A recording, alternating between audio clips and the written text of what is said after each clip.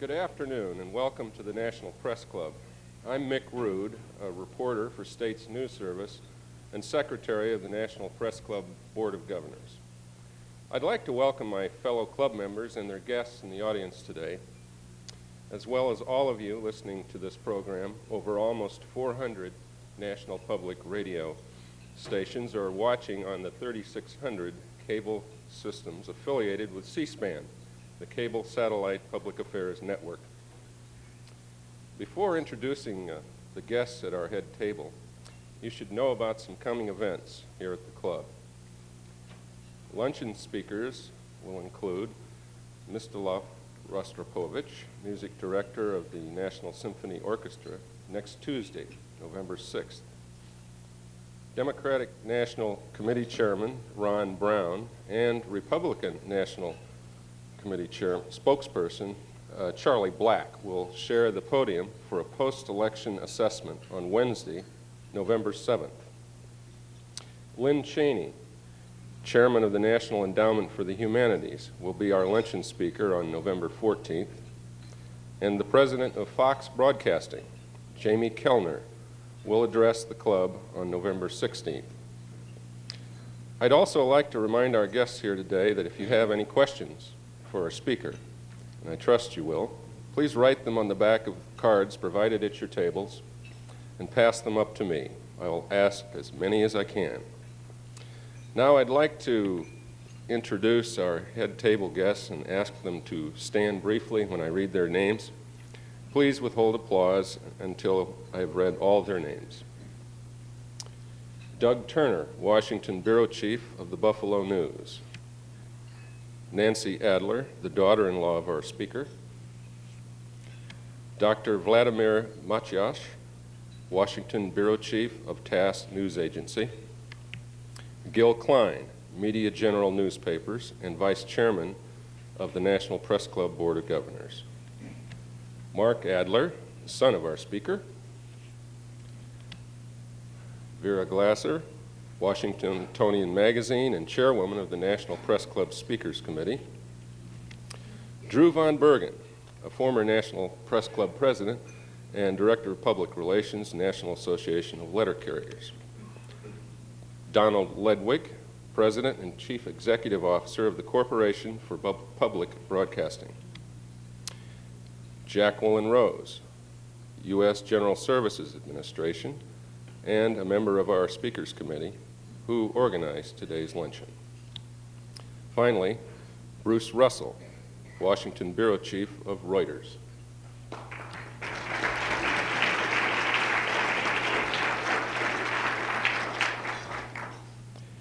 Our speaker today is Mortimer J. Adler, philosopher, teacher, writer, chairman of the board of editors of the Encyclopedia Britannica, associate originator and editor with Robert Hutchinson of Great Books of the Western World, and director of Chicago's Institute for Philosophical Research.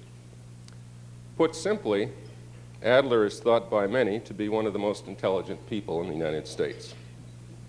Then again, Time magazine's unforgiving prose had it several years ago that Adler's many critics dismissed him as a hip shooter, the fastest opinion west of the Hudson, but not worthy of serious attention. However those judgments are reached or made, Adler's accomplishments speak for themselves. He did have a rough start in picking a profession. He left high school at the age of 15 to become the secretary of Edward Page, the editor of the New York Sun. After contemplating journalism, he read at age 18 Plato's Dialogues and decided to become a philosopher. At Columbia University, he finished the 4-year program in 3 years, graduating highest in his class. After 5 years of teaching, he earned a PhD in psychology.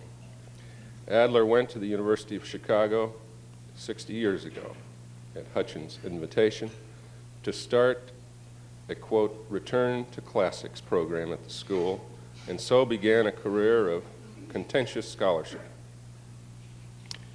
Virtually all colleges, in Dr. Adler's opinion, have given up the essential liberal arts core curriculum, which now barely survives in what Adler considers relatively pure form, at a few scattered schools like St. John's College in Maryland, where he has been a visiting lecturer for a number of years.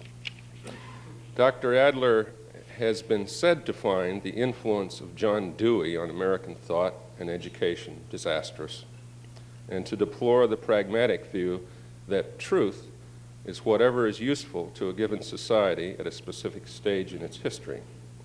Instead, Dr. Adler wrote in the Rotarian, "The fundamental ideals and concepts on which education should be based are universal truths about what constitutes a good education for all men at all times and places, just because they are men.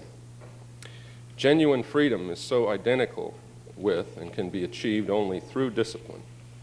A true liberal education consists in the moral and intellectual disciplines which liberate men by cultivating their specially rational powers to judge freely and exercise free will." Again, Time magazine noted that, according to our speaker, science and other subjects cannot be fully taught without reference to an individual's responsibility to society.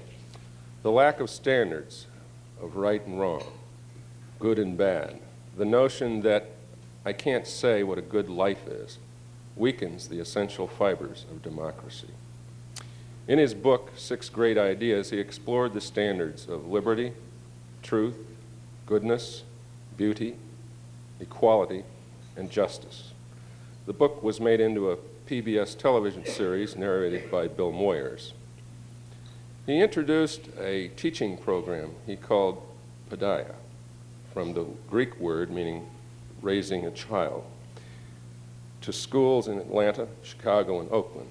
When he wrote How to Read a Book, Dr. Adler believed that a smaller portion of Americans were literate in the real meaning of the term than in the 18th century. Dr. Adler has written over 40 books, including How to Think About War and Peace, The Capitalist Manifesto, which he co-authored, The New Capitalists, The Idea of Freedom, Great Ideas from Great Books, The Difference of Man and the Difference It Makes, The American Testament, Reforming Education, and we could go on. We hold these truths. The latter examines the U.S. Constitution and tracks the concept of rightful authority back to the Greek statesman Solon.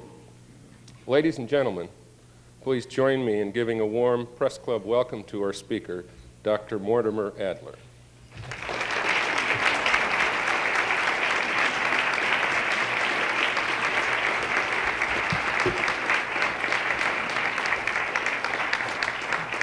Thank you very much. In fact, you've given half my speech for me. I'm here to talk to you about the controversy about the classics, recent controversy about the classics in our schools and colleges, and to talk about the deplorable state of American education in our schools and colleges. That being the case, it seems appropriate for me to begin with the story of my own education before I tell you what I've tried to do for the education of others. Since I was born in 1902, and I'm now almost 88 years old, it is a long story, part of which has been told, but I will try to tell it as briefly as possible to put the main point of my speech at once. I'm concerned with the fact that only in the last 2 or 3 years has there been any controversy at all about the classics of the Western world. When I get to that point, a little later in the speech, I'm going to try to tell you what is wrong with the present attack on Eurocentrism, academic attacks, and the present insistence on multiculturalism in our schools. Now for my autobiography, told chronologically in a series of dates. I had a very good elementary schooling in New York, public school from 1907 to 1914, at a time, I must tell you, when less than 10% of the children of this country eligible for high school by age were in high school And most of the children left school at the 6th grade, got working papers, and went to work. In 1914, I had to deal with Clinton High School at 12 and a half years of age, and I was a dropout. As the chairman said, I wanted to be a journalist. I was the editor-in-chief of the DeWitt Clinton News, and I had a fight with the principal about who ran the paper. I argued in terms of freedom of the press. It was my job, not his. He won and I lost, and I left. And as the chairman said, I became a secretary to the editor-in-chief of the old New York Sun, a marvelous newspaper. His name was Edward Page Mitchell, by the way, who was a successor to the great editor, Charles Anderson Dana. And as the chairman said, I happened to find a copy of Plato's Dialogues in a volume of the Harvard Classics.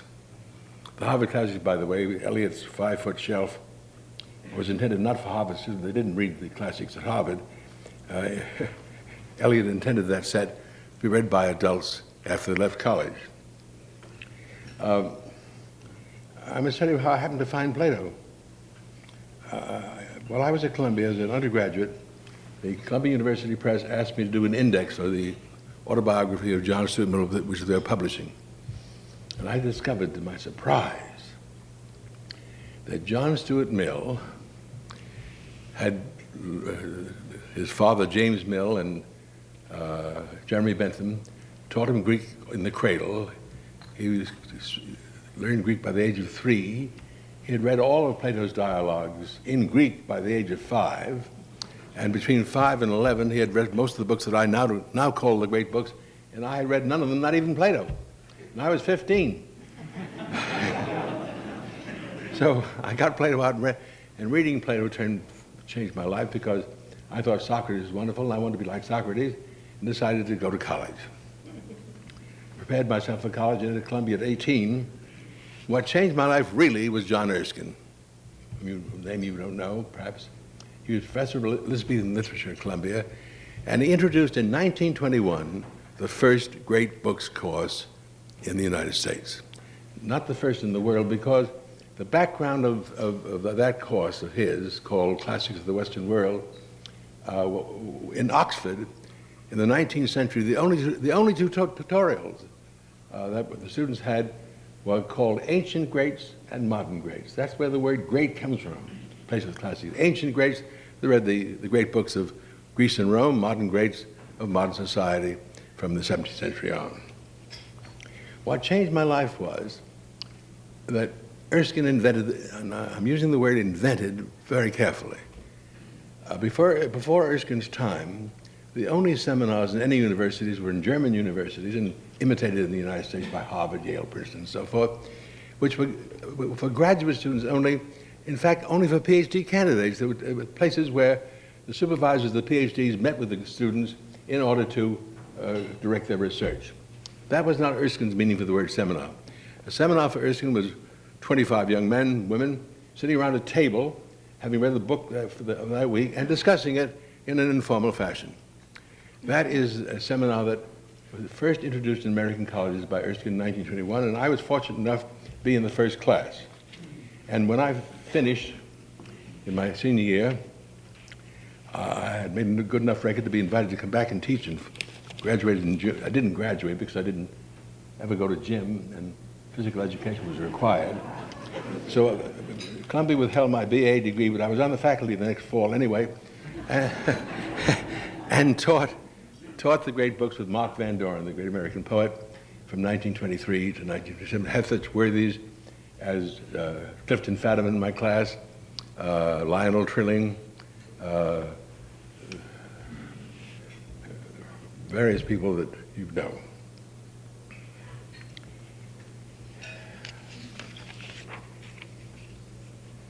And then came the University of Chicago. And let me tell you about that. When Mr. Hutchins, at the age of 29, was appointed president of the University of Chicago, he was dean of the Yale Law School. He came down from Yale the year before he went to Chicago, and we had dinner at the Yale Club in New York. And he said to me, "I'm now the president of a great university, and I never thought about education. Help me. What was the most important thing in your education?" and I said only one thing that I remember of any significance was the course I took with Erskine. We read the great books for 2 years in the seminars. What were the books, said Hutchins. I said, I've got the list in my briefcase downstairs. I went down to the cloakroom and brought it up. Hutchins looked at it and said, with a sigh, I guess I'm an uneducated man. I have a Phi Beta Kappa E from Yale, and I've only read 4 of those authors. That was the state of American education anywhere except Columbia at that time. And Hutchins said, you'll have to come to Chicago and teach with me. You and I will have to teach the great books, because unless I have to teach them, I know my duties as president of the university, my administrative duties will be so great that I won't read them. But if I have to teach them, I will read them, and I'll get an education. So I went to Chicago, and we taught the great books for 15 years together. And then in 1937, Scott Buchanan and Stringfellow Ball came out from the University of Virginia to Chicago, and we worked out a plan for what a liberal education really would be, with the great books at its center, and that led to the establishment of St. John's College in 1937. And Scott Buchanan did 2 things that were remarkable. First place, he took the Erskine list, which was about 50 books, and expanded it to include mathematics and all the great sciences. Before that, Erskine's list was mainly philosophy and literature. Secondly, he did something very courageous. At St. John's College, on the new program that started in 1937, the faculty, there were no professors, no departments of any kind, no professors of any kind. Every member of the faculty was a tutor and fellow of the college, and every member of the faculty had to teach the whole program. No specialists. They had to teach the great books for 4 years, a language tutorial, a math tutorial, and a laboratory tutorial. That was an extraordinary invention. Unless that is done, you have PhDs who are specialists, and liberal education is lost in our colleges. When I've gone around to colleges and tried to tell them what St. John's is like, I often say to them, I know you can't do that. You have to have all your electives, majors and minors.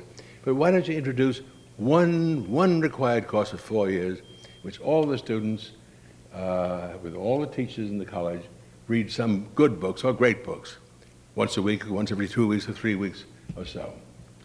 And they say, that sounds very nice, Mr. Adler, but what books do you recommend? And I'll read off the list of great books, and they shake their head. Oh, well, we can't do that. Well, why can't you do it? Well, they said, you see, most of those books are not in my field. Think about that for a moment. Most of those books are not. All those college professors with PhDs are narrow specialists.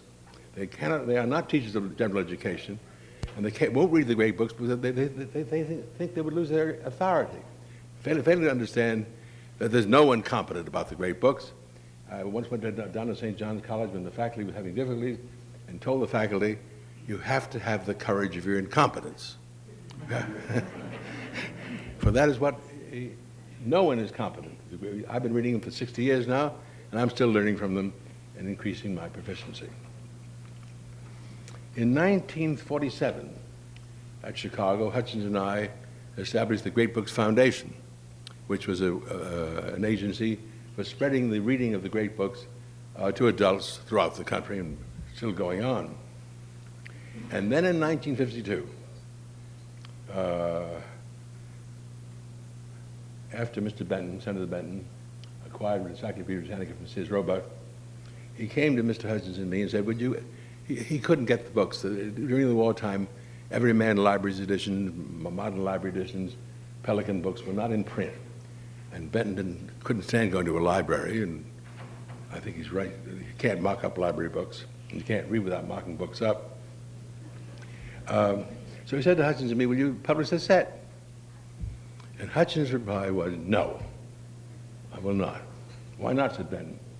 And Hutchins said, because I know you're a salesman and that Britannica can sell them, no doubt about that. That people will buy them, put them on the shelf, there'll be furniture in an American home, and I'm not interested in providing furniture for the American home. Unless there's some way of getting those books off the shelf and people to read them, I don't want to do it. Benton's face fell, and I said, give me 2 weeks, and let me see if I can come up with something to solve this problem. That was 1940, after 43. In 43, I wrote a book called How to Think About War and Peace. And I had an extraordinary experience. In research for that book, I went back to the great books to find passages in them about war and peace. And I found again and again in books that I had read before, Thucydides, Plato, Aristotle, Aquinas, Hegel, Kant, so forth, I found on pages which I had marked passages I'd never seen before. How did I miss them, I said. And the answer was, you mark the passages which you have where you have a question in mind. I obviously didn't have the question about war and peace in mind when I read these books before. So I said, if you read the books over and over again, with every possible question in mind, you could really find out what their content was. That is the origin of the Syntopicon. When Hutchins said, yes, that will do it. And Benton said, how much will it cost to do it? And I said, oh, well, how much time? I could do it in 2 years, perhaps $55,000. Ben said, go ahead. 8 years later, and $1.5 million later, I produced the Syntopicon, which is a 2-volume index to the great ideas and the great books. And it makes the great books not just a collection of books, but a set of books talking about the same ideas in which the great conversation occurs. In 1964, when I was just 60 years old, I think I could say I really felt this for the first time that I was a generally educated man, human being, a generalist as well as a specialist, unlike most of my later contemporaries who are only specialists. And finally, in 1979 and 82, I headed up the Paideia group, which the chairman mentioned. The Paideia proposal was published in 1982, had 2 aims: to make the schools of this country, the public schools of this country, truly democratic schools, giving all the children, the underprivileged as well as the privileged, equal educational opportunity, and really activating their minds by putting seminars in every school for all the students every week from the 3rd grade to the 12th, with readings graded up to the great books at the end. That has been a very successful reform. We have about 125 Paideia schools in the United States, in Chicago, in Chattanooga, in Cincinnati, in the West Coast, in Texas, and so forth.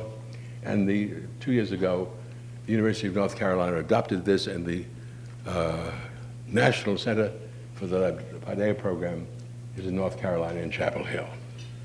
In all this time, till 1987-98, no one attacked the Eurocentrism of great books of the Western world. The set, when it came out in '52, was almost universally approved by the literary critics and by academic persons. There was not one word of criticism about there being no female authors in the set among the 74 authors, and nor about no black authors in the set. There were no complaints about there being no representation of African culture, Hispanic culture, Far Eastern Asian culture. This quarrel and this general and academic acceptance with approval of the great books prevailed not only in 1952, when Great Books of the Western World was first published, but it remained throughout the 70s and the early 80s. The storm first broke at Stanford in 1988, and since then it has spread all over the country, still going on in the press, newspapers, magazines, been filled with many stories about it. I have a fat, overflowing file of those stories. At Stanford, before I attempt to defend the Eurocentrism of great books of the Western world and of the Paideia program's reading list, let me tell you briefly about the irrelevance of what happened at Stanford and elsewhere. At Stanford and elsewhere, the bone of contention was a small core of required authors called classics in survey lecture courses about the history of Western civilization. The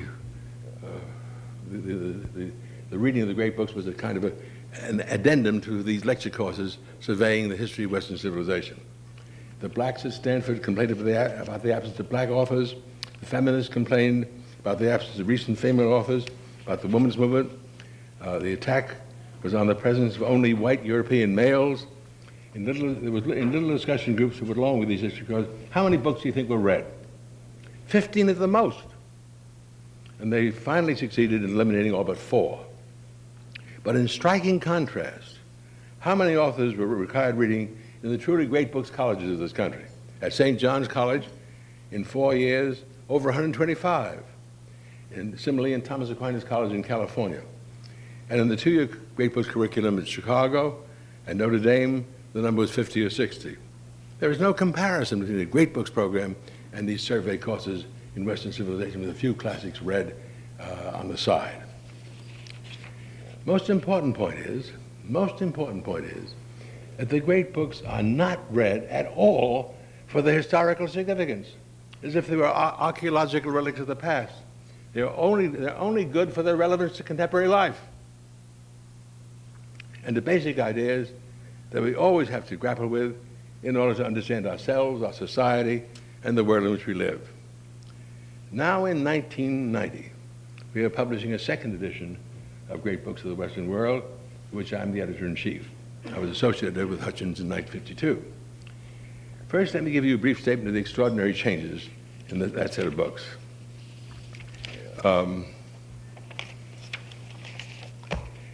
60 volumes instead of 54, 130 authors instead of 74, 511 works instead of 443, 30 new translations. The references in the Syntopicon are now 85,000 instead of 75,000, and the page count is 37,000 instead of 31,000 pages. Because I want to leave a lot of time for you to ask questions, let me tell you at the end here what our editorial principles for the selection of the authors in the set are. First, the works chosen had to have contemporary significance, relevance to the problems and issues of the 20th century.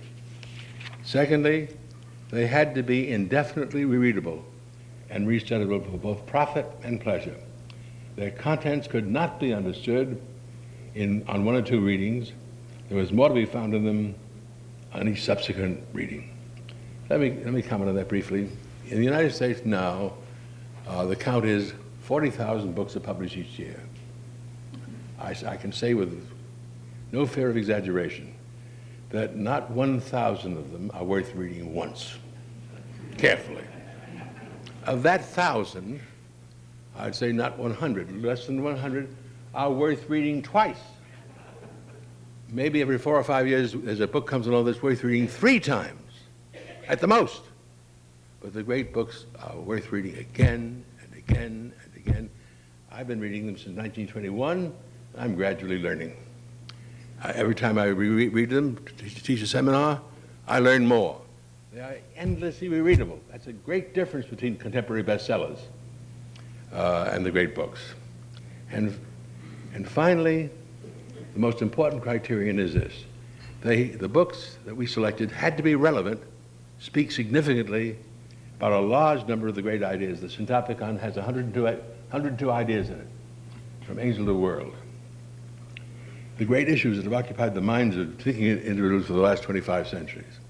Let me now tell you sharply the distinction between a great book and a good book. A great book is relevant to many, many ideas. For example, the Bible, which is not in the set because there's several versions of the Bible, it's in the Syntopicon. The Bible is in all, for many topics, of the 3,000 topics, in 102 ideas. Aristotle has 102 ideas. Thomas Aquinas has 102 ideas. Plato, 100. Karl Marx, 97. Freud, 92.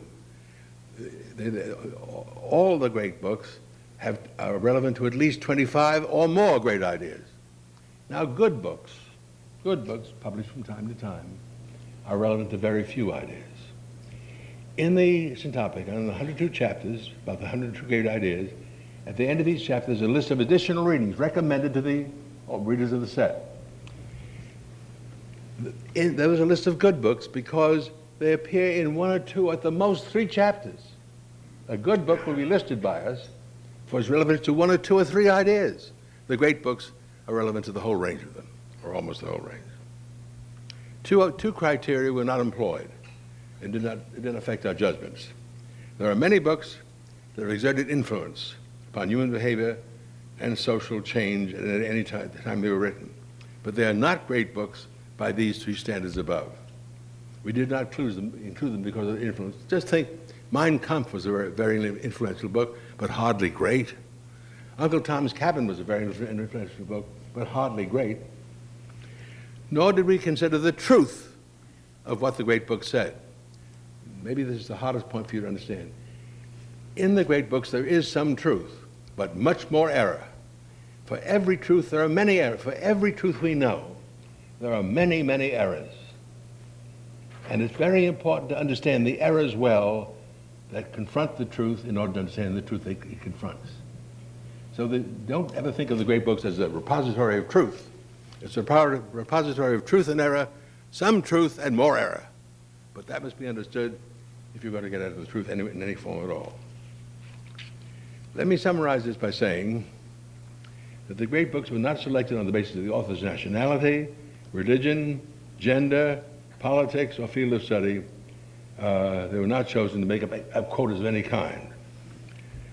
The first two principles, relevance at any time and indefinite rereadability, explain our omission of black authors and of feminist authors who have written good books in recent years.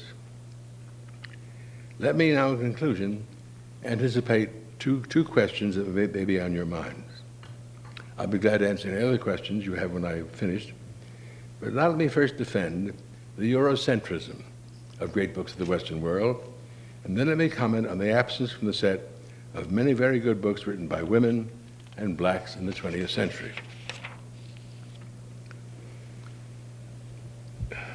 In the Far East,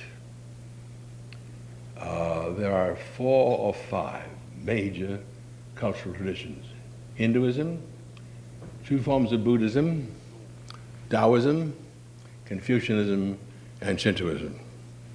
In each of those traditions, there are great books, and those great books are related to one another, and they talk to one another. There's a great conversation going on in each of those traditions, but in those, there's no crossover from one tradition to another. There are 4 or 5 great conversations going on separately in the Far East, none of which engages the authors of the West, as the authors of the West do not talk about the Far Eastern books. Therefore, at the present moment in our cultural life, you have to have these separate conversations. I would like to, you see, I think now technology, physical science, biological science, and mathematics are transcultural. I would like to hope that in the next 2 or 3 centuries, philosophy and religion will become transcultural, and then maybe sometime in 21, 22, 23, those centuries ahead, we will have a set of books called Great Books of the World, in which there's one conversation about the great ideas. Not yet possible.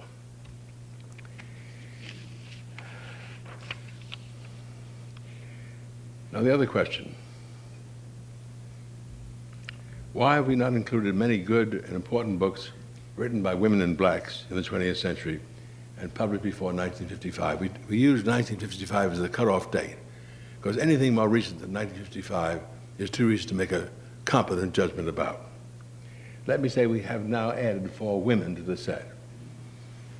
In our vision that we had earlier in the century. We've added George Eliot and Jane Austen in the 19th century. We've added Willa Cather and blocking the name, another Virginia Woolf in the 20th century. No blacks. And let me tell you why that's so. Remember what I said about the line that separates great books from good books? Great books are relevant to 25 or more of the great ideas, often more than 50 or 60. And a good book will be found recommended in only 1 or 2 chapters, or 3 at the most. Well, I have here a list of the, here's a list of recent female authors that are in the list of books recommended in the chapters, but not in the great book set. Hannah Arendt, Margaret Atwood, Simone de Beauvoir, Ruth Benedict, Rachel Carson, Marie Curie, Isaac Dinesen, Jane Jacobs, Susan Langer, Doris Lessing, Margaret Mead, Iris Murdoch, Joyce Carol Oates, Flannery O'Connor, Barbara Tuchman, Simone Weil, Eudora Welty, Edith Wharton, all in those reading lists, but they are only relevant to a few of the great ideas. And here are the blacks: James Baldwin, Gwendolyn Brooks, Ralph Ellison, Zora Hurston, Martin Luther King, Toni Morrison, Alice Walker, Richard Wright. Again, recommended in 2 or 3 chapters, but not in the great books. Recommended for those ideas, but only those ideas. That, it seems to me, accounts for what we did, and I think it's a defensible thing. Because in contrast to those good books, very good books, relevant to a few ideas, the books in the set are relevant to a large number. And that is the story. Thank you very much.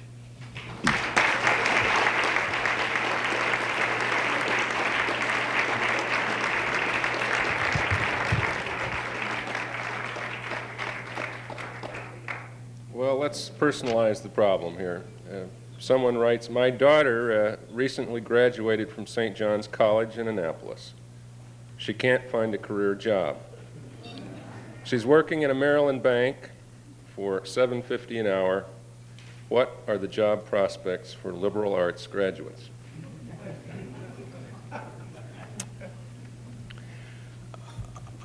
I'm not a vocational advisor, but I tell you a story.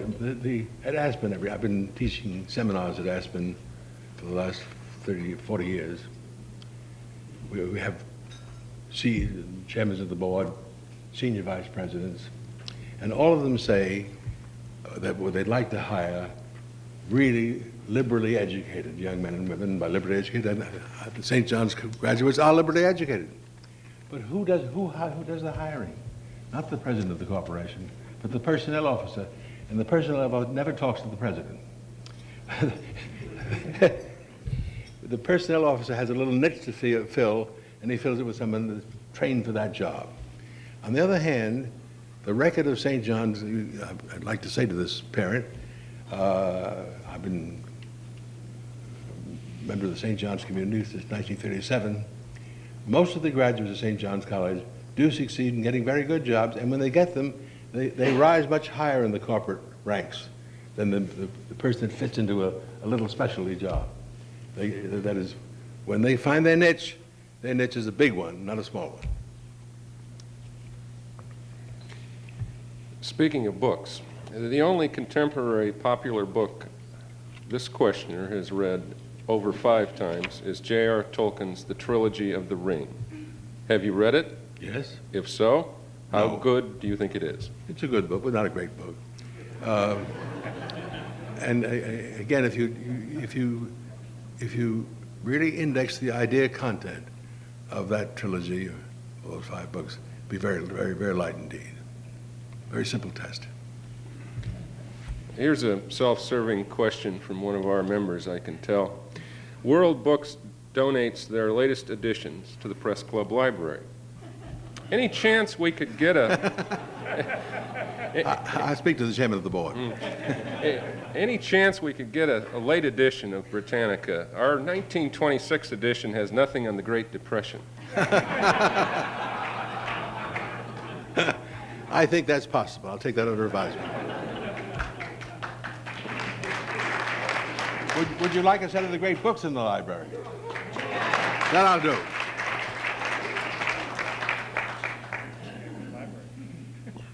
This you might expect. What is the greatest book of the 20th century? I would think the greatest single book of the century is Einstein. It is Einstein, more than Schrödinger, Heisenberg, Bohr, Planck, is the man that changed physical science in the 20th century and our understanding of reality. I can think of no other author in the 20th century, either literary author, a novelist or a playwright or a scientist, as outstanding as Einstein. Apparently, the new edition of the great books, and I don't know if this is correct, will include Fitzgerald, Hemingway, and Cather. Yes. Do you really think these are in the league with Tolstoy, Melville, and Dostoevsky? Not quite. Let me say, we were very chary about the 20th century authors, except for people like Einstein and Bohr and Planck, particularly the novelists, even Joyce and Thomas Mann and Proust. We regarded our selection of 20th century authors, because so many of them, as nominations to be tested in time, nominations for a set of books we might publish at the end of the 21st century called Great Books of the 20th Century. There are nominations to be judged by, agreed with or disagreed with. Secondly, in many cases, the questions of space prevented us from including the greatest works of these authors. Let me say, for example, we have only one play of Shaw. We have only a short bit of Tawney. In the case of novelists like Proust, we took only Swann's Way, not the whole of Remembrance of Things Past. In the case of Thomas Mann, we didn't take The Magic Mountain, but just a short story, Death in Venice. In the case of James Joyce, we didn't take Ulysses, but only Portrait of the Honest Young Man. Why? Because if we had taken their long novels, their greatest works, the set would have been 90 volumes long, and I couldn't have given it to you.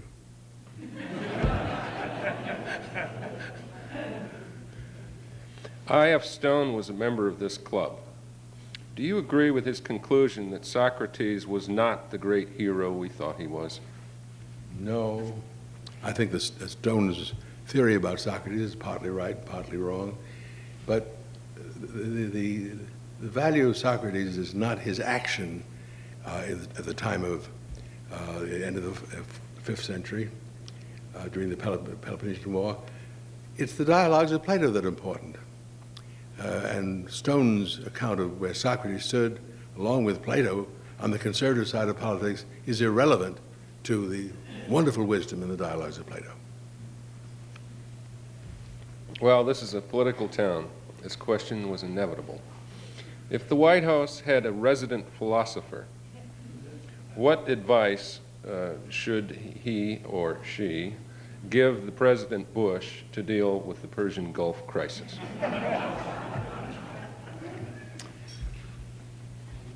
I am glad I'm not going to be the resident philosopher. I have no answer to that question. Well, I'll have to try this one. One of the great books is Machiavelli's The Prince. Right. How do you think Machiavelli would make out in Washington today? In one of President Truman's autobiographical papers, he says something remarkable. He said, the book I read again and again and again is Plutarch's Lives. And the interrogator said, why do you do that, Mr. President? He says, in order to find out what's going on in Washington. Well, if Plutarch's Lives is relevant to what's going on in Washington, certainly Machiavelli is. By the way, in seminars I've conducted about Machiavelli, in which the final insight is that the expedient thing to do, if you want to get power and hold it, is to do whatever is necessary, whether it's moral or immoral. The point is it expedient, not whether it's just and right and sound, good morally. And then I ask, how many presidents of the United States do you think gained and kept power by being Machiavellian? The answer is usually almost all. One or two exceptions. Washington always, sometimes Lincoln, but very few others. Which are the great books that led to the liberation of Eastern Europe, or was it television?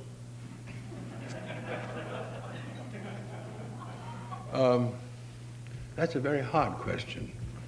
Television is what caused it to spread so rapidly. No question about that. It caused it to spread. I've written a book that's coming out in 1991 March called Haves Without Have-Nots, Essays for the 21st Century on Democracy and Socialism, dedicated to Michael Gorbachev, in which the first essay is the end of the conflict between capitalism and communism. And I think that Karl Marx and Lenin are in part responsible for the error that is made by totalitarian communism, and in part responsible for the rise of socialism. See, I'd like to say this because it's so seldom understood. Most Americans confuse socialism and communism. Communism is the wrong means to socialism. Private property capitalism is the right means to socialism. And what is finally being understood is not that the socialism of a classless society was wrong, but that the Marxian means, the use of state capitalism, state ownership of all the means of production, and a totalitarian government rather than democratic one, is the wrong means to achieve the good of socialism.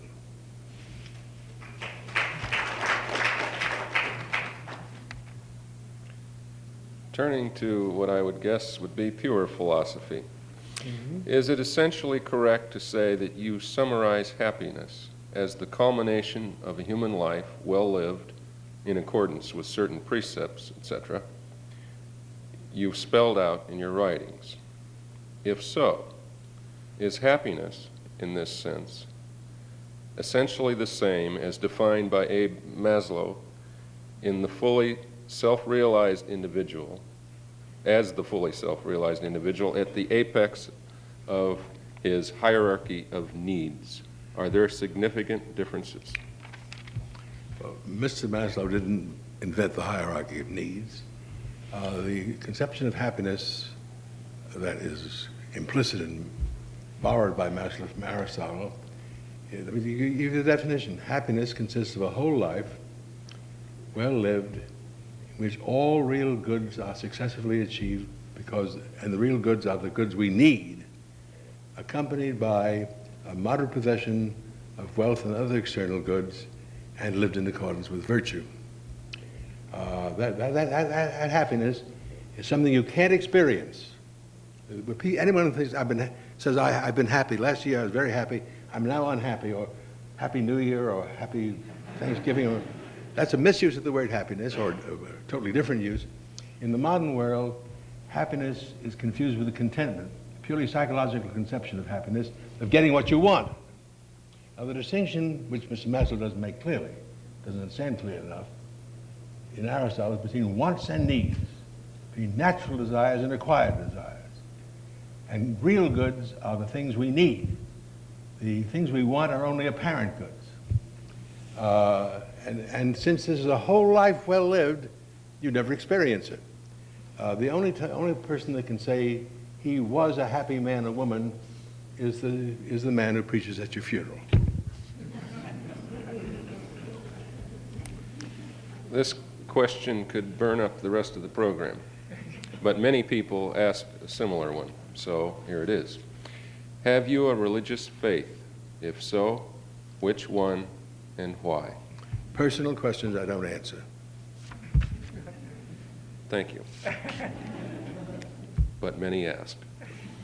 Why did you get your PhD in psychology when you wanted to become a philosopher? What was the subject of your dissertation?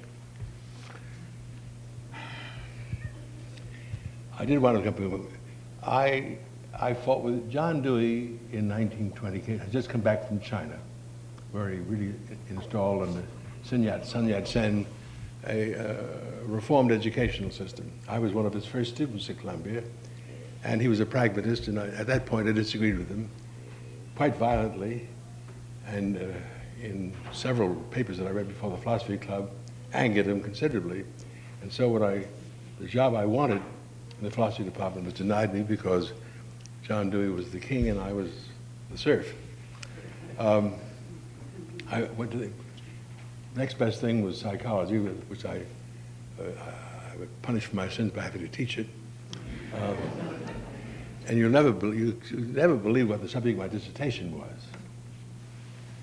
It was an experimental approach to the appreciation of music. It was published in psychological monographs, and I would like no one to read it.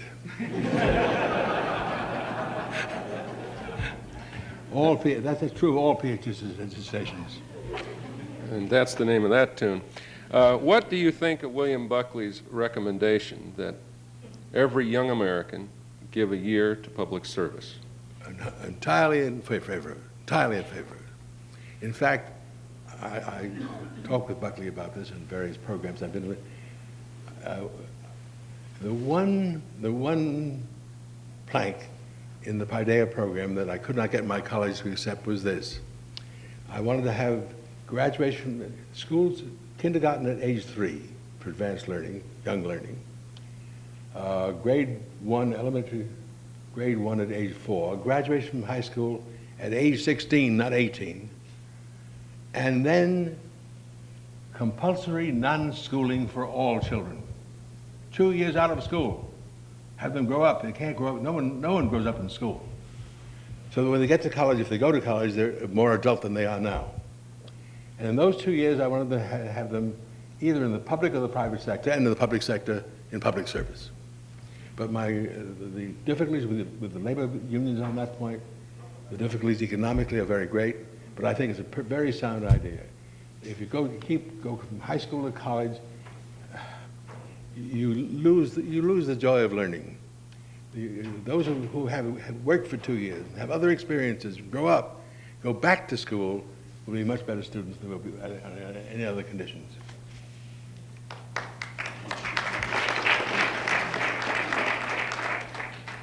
What was it like to put your ideas onto a television series, The 6 Great Ideas with Bill Moyers? Well, Bill Moyers is a marvelous interviewer. He read, unlike many interviewers, he really read the book before he asked questions. And Moyers has one great talent. Let me say this, I know he's going to be here in a few weeks. He asks the person he's interviewing questions that he thinks the public would like to ask. So it's something he represents them and gets out from the author he's interviewing the kind of questions the public want to hear. He's a very good interviewer. It was a very, very successful series. It was done about 10 years ago, and it's been replayed on PBS again and again and again.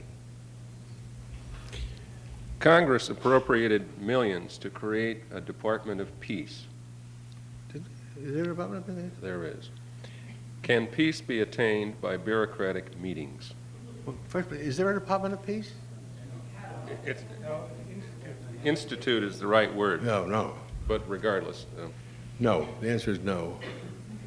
But by the way, one of the great ideas is peace, and generally misunderstood. I'd wager that most of the people in this room think that peace now exists in the world because, apart from the conflagration at the Persian Gulf, most of the great nations of the world are not fighting with one another. There's no peace between the United States and Canada because peace is negatively defined as the absence of fighting. Even among friendly nations, it's not peace. Peace consists of that condition in which all disputes can be settled by law and dialogue, not by force. There's civil peace in Washington, civil peace in Maryland, civil peace in the United States, but no peace between England and the United States, no peace between the Cold War. The Cold War is the condition of peace in which, though unfriendly, hostile nations are not at that moment fighting, though they always can use force to settle it. They had no other. I assure you that if the United States and Canada, as well as the United States and the USSR, had really serious conflicts, and they couldn't be settled by diplomacy of any kind, they would resort to force.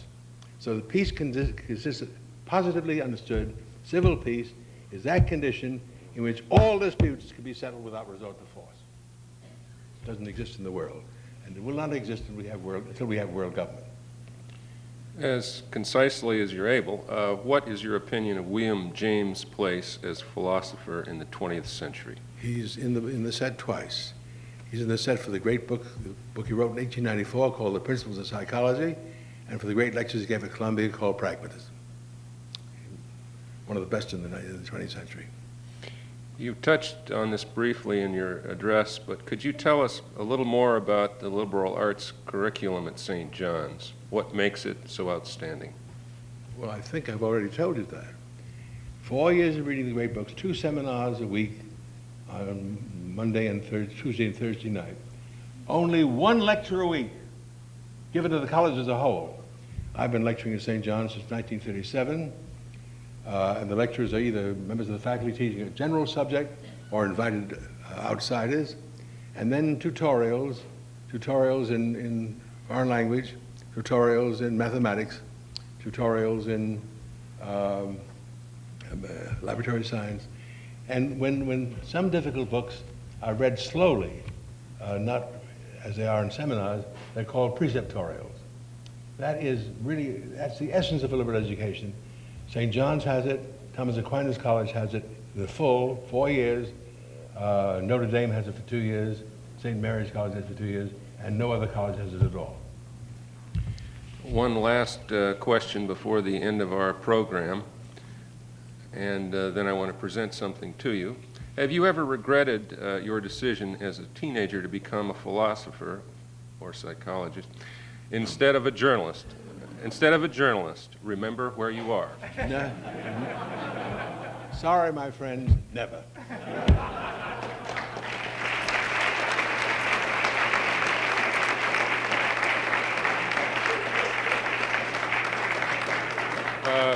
We'd like to present you with this certificate of appreciation and a National Press Club mug.